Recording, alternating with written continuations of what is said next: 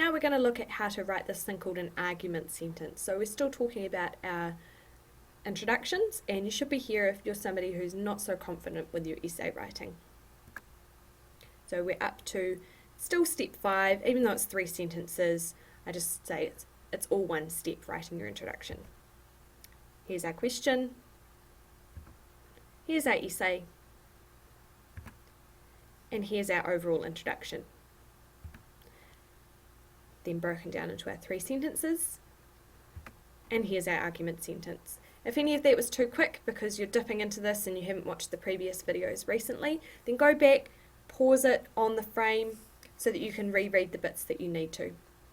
So, what is an argument sentence? Well, we've just learnt about what a context sentence is, and you've written one. If you haven't written one, you shouldn't be looking at this video. Remember that context is like the background information.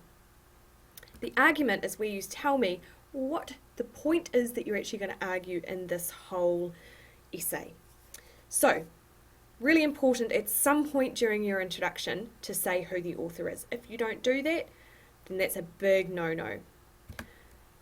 The reason why I included the word futuristic is because it's important to say what kind of book it is.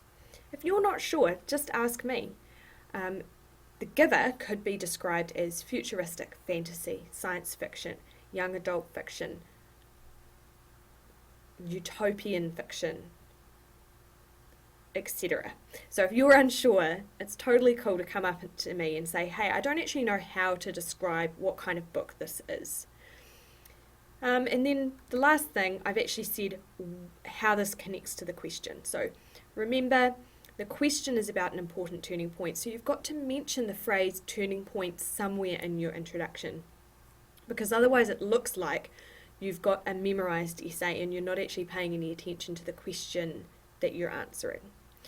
So the whole thing flows together. In Lois Lowry's futuristic novel, Jonas becoming receiver of memory is a turning point. And it's important that I've actually stated what the turning point is. I haven't just said, in Lois Lowry's futuristic novel, there is a turning point. Don't be mysterious. Spell it out.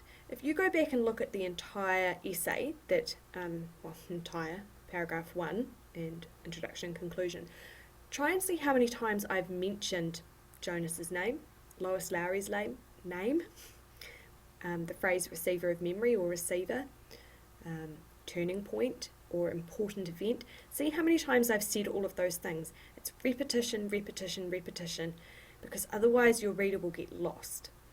So you're setting up a really clear, strong basis in this argument sentence. What are you going to talk about for the entire essay? What is it going to be focused on? What are you going to prove to your audience? So now it's time for you to go and write your own one.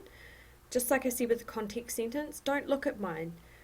Go back to your plan, that should be your very first step, and have a look and remind yourself, what is your argument? What is your thesis that you're writing about for this entire essay? And then write your own argument sentence. You can't have an introduction without an argument sentence. You can't have an essay without an argument. An essay without an argument is just probably like train of thought.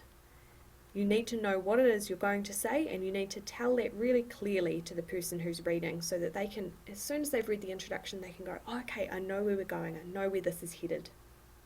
So now it's time to go and do that for yourself, and remember, you can rewatch, pause this at any time that you need to, but I would like you to try and write your own argument sentence without looking back at mine first. Good luck!